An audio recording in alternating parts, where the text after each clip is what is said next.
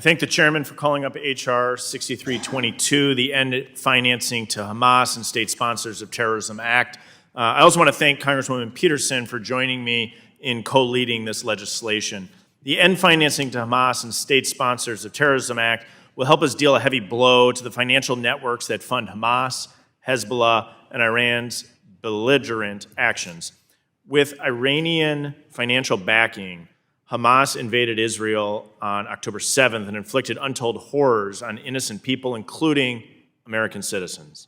From that point on, Hamas and other Iran-backed proxies in the region have engaged in deadly, indiscriminate rocket attacks against Israeli communities.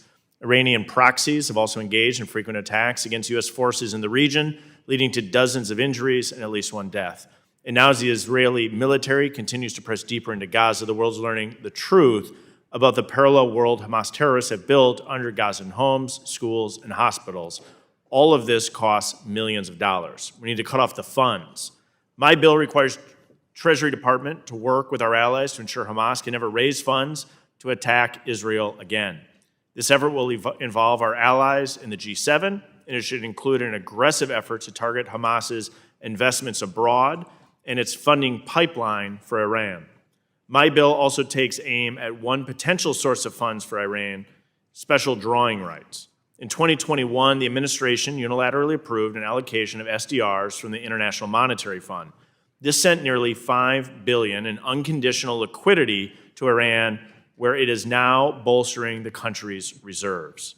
Iran's SDRs, which now total around $6.5 billion, can be exchanged for dollars, euro, sterling, yen, and Chinese RMB. This is a potential lifeline to the Ayatollah and a source of funding for terrorism, weapons proliferation, and other malignant activities of the regime. My bill would prohibit the Treasury Department from using Exchange Stabilization Fund to redeem any of Iran's SDRs.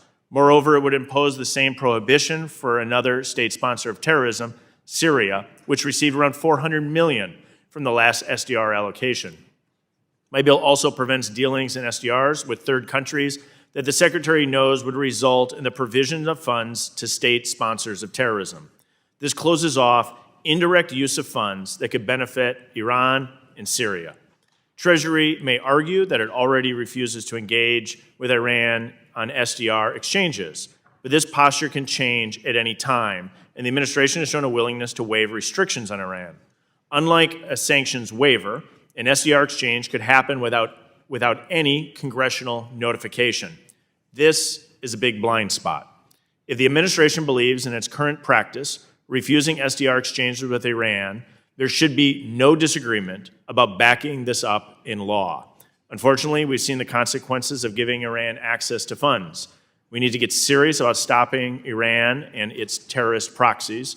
Again, I thank Congresswoman Peterson for her support, and I urge my colleagues on both sides of the aisle to support this important legislation. I yield back.